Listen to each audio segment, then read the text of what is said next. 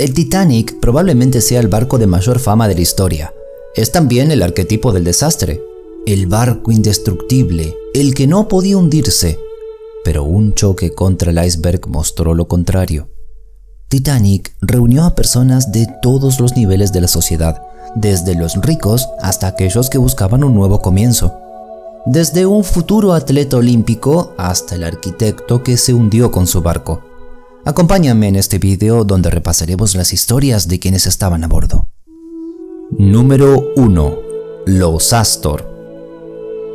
John Jacob Astor IV y su esposa Madeleine, de 19 años, eran la pareja más rica a bordo del Titanic y se encontraban entre las más ricas del mundo. Se creía que Astor, un magnate empresarial estadounidense, tenía la fortuna de unos 1.937 millones de dólares del día de hoy cuando se hundió con el barco. La pareja había interrumpido una luna de miel extendida por Europa y Egipto, un viaje que se hizo para escapar de los chismes sobre su diferencia de edad de 28 años y su matrimonio después de que Madeleine quedara embarazada.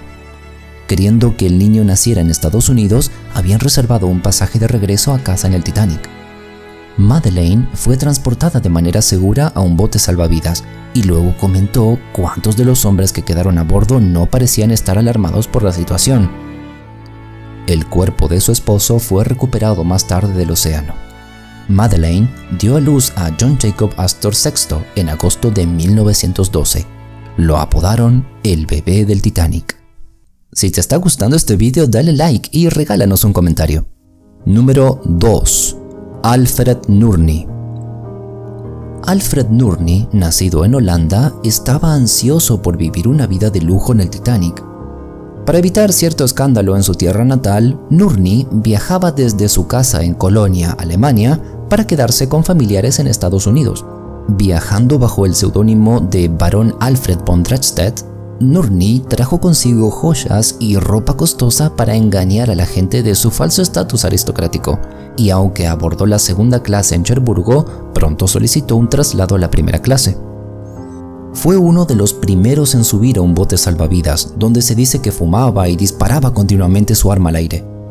Una historia afirma que en el barco de rescate RMS Carpathia, el comportamiento de Nurney fue menos que caballeroso, ya que supuestamente lo encontraron dormido sobre una pila de mantas destinadas a ser entregadas a los sobrevivientes.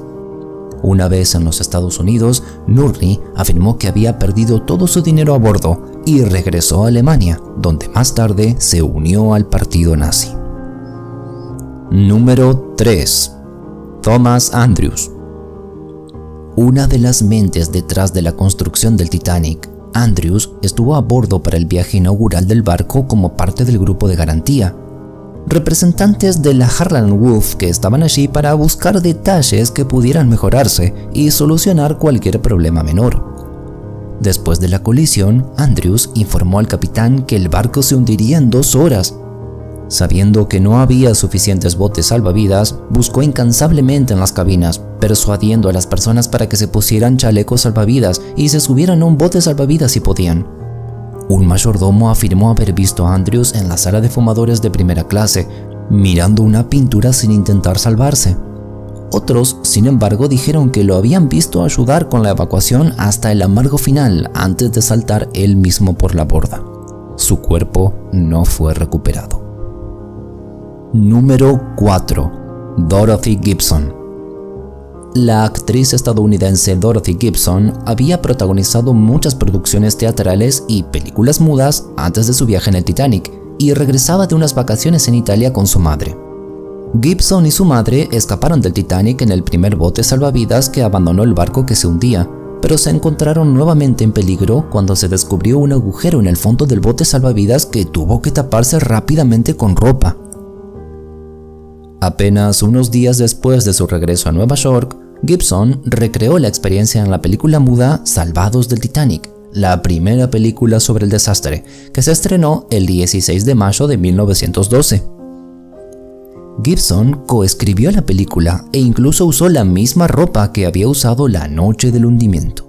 Número 5. Richard Norris Williams. El tenista estadounidense Richard Norris Williams había subido al Titanic como pasajero de primera clase en Cherburgo y se dirigía a casa para participar en un torneo. Después de que el barco chocó contra un iceberg, pero antes de que el peligro real se hiciera evidente, Williams, de 21 años, se encontró con un mayordomo que intentaba ayudar a un pasajero en pánico que estaba atrapado dentro de su cabina. Williams derribó la puerta para rescatar al pasajero, pero provocó la ira de un mayordomo, quien amenazó con demandarlo por daños. Williams estuvo entre los que saltaron al agua helada, obligados a aferrarse a un bote salvavidas mientras esperaban el rescate. Más tarde, el médico a bordo del barco de rescate Carpathia le dijo que posiblemente tendrían que amputarle las piernas, dañadas por el frío extremo. Williams se negó y caminó de un lado a otro de la cubierta para restablecer la circulación. Solo 6 semanas después ganó un torneo de tenis. Número 6. Joseph Philippe Lemercier Laroche.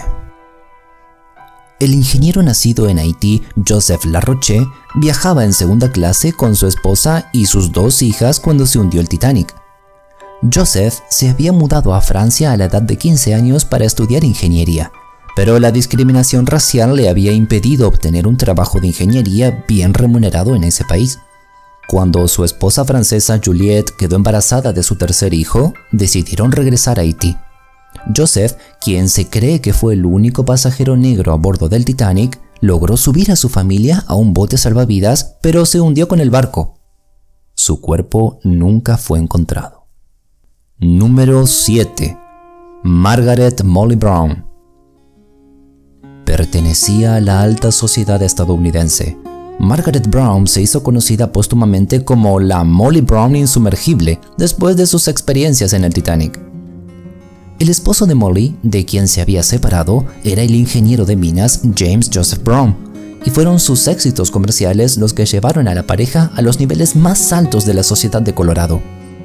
Molly había estado viajando por Egipto con los Astor antes de reservar un viaje a casa en el Titanic después de enterarse de que su nieto estaba enfermo. Una vez a bordo de un bote salvavidas, ayudó a remar, alentando a otras mujeres a hacer lo mismo para mantenerse calientes. Esto fue a pesar de las protestas del intendente a cargo, a quien supuestamente amenazó con tirar por la borda.